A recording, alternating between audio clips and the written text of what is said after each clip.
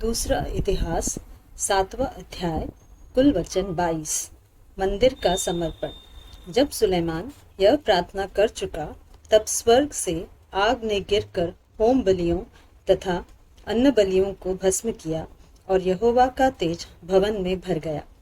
याजक यहोवा के भवन में प्रवेश न कर सके क्योंकि यहोवा का तेज यहोवा के भवन में भर गया था। जब आग गिरी और यहोवा का तेज भवन पर छा गया तब सब इस्राएली देखते रहे और फर्श पर झुककर अपना अपना मुंह भूमि की ओर किए हुए दंडवत किया और यों कहकर यहोवा को धन्यवाद किया, वह भला है, उसकी करुणा सदा की है। तब सब प्रजा समेत राजा ने यहोवा को बलि चढ़ाई।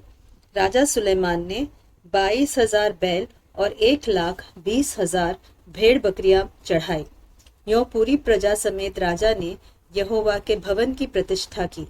याजक अपना अपना कार्य करने को खड़े रहे और लेवीय भी यहोवा के गीत गाने के लिए वाद्य यंत्र लिए हुए खड़े थे, जिन्हें दाऊद राजा ने यहोवा की सदा की करुणा के कारण उसका धन्यवाद करने को बनाकर उनके द्वारा स्तुति कराई थी। और इनके सामने याजक लोग तुरैया बजाते रहे और सब इस्राएली खड़े रहे।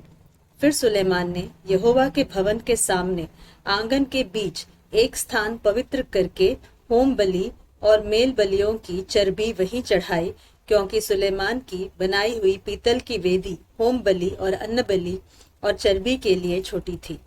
उस समय सुलेमान ने और उसके संग हमात की घाटी से लेकर मिस्र के नाले तक के समस्त इस्राएल की एक बहुत बड़ी सभा ने 7 दिन तक पर्व को माना। 8वें दिन उन्होंने महासभा की। उन्होंने वेदी की प्रतिष्ठा 7 दिन की और पर्वों को भी 7 दिन माना। 7वें महीने के 23वें दिन को उसने प्रजा के लोगों को विदा किया कि वे अपने अपने डेरे को जाए, और वे उस भलाई के कारण जो यहोवा ने दाऊद और सुलेमान और अपनी प्रजा इस्राएल पर की थी आनंदित थे। राजा सुलेमान को परमेश्वर का पुनः दर्शन। यह सुलेमान यहोवा के भवन और राजभवन को बना चुका और यहोवा के भवन में और अपने भवन में जो कुछ उसने बनाना चाहा उसमें उसका मनोरथ पूरा हुआ। तब यहोवा ने रात में उसको दर्शन देकर उससे कहा, मैंने तेरी प्रार्थना सुनी और इस स्थान को यज्ञ के भवन के लिए अपनाया है। यदि मैं आकाश को ऐसा बंद करूं कि वर्षा न हो, या टिड्डियों को देश उजाड़ने की आज्ञा दूं, या अपनी प्रजा में मरी फैलाऊं, तब यदि मेरी प्रजा के लोग जो मेरे कहलाते हैं दीन होकर प्रार्थना करें और मेरे दर्शन के खोजी होकर अपनी बुरी चाल से फिरे, तो मैं स्वर्ग में से सुनकर उनका पाप क्षमा करूंगा और उनके देश को ज्यों का त्यों कर दूंगा। अब से जो प्रार्थना इस स्थान में की जाएगी उस पर मेरी आंखें खुली और मेरे कान लगे रहेंगे, क्योंकि अब मैंने इस भवन को अपनाया और पवित्र किया है कि मेरा नाम सदा के लिए इसमें बना रहे।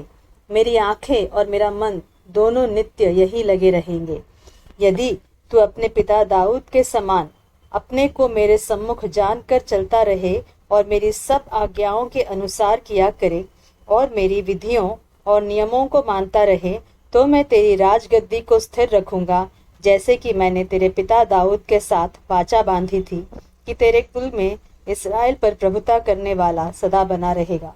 परंतु यदि तुम लोग फिरो और मेरी विधियों और आज्ञाओं को जो मैंने तुमको दी है त्यागो और जाकर पराये देवताओं की उपासना करो और उन्हें दंडवत करो, तो मैं उनको अपने देश में से जो मैंने उनको दिया है जड़ से उखाड़ूंगा और इस भवन को जो मैंने अपने नाम के लिए पवित्र किया है अपनी दृष्टि से दूर करूंगा, और ऐसा करूंगा कि देश देश के लोगों के बीच उसकी उपमा और नाम धराई चलेगी।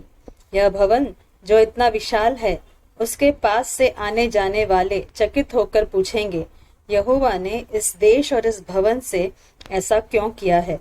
तब लोग कहेंगे, उन लोगों ने अपने पितरों के परमेश्वर यहोवा को जो उनको मिस्र देश से निकाल लाया था त्याग कर पराये देवताओं को ग्रहण किया और उन्हें दंडवत की और उनकी उपासना की।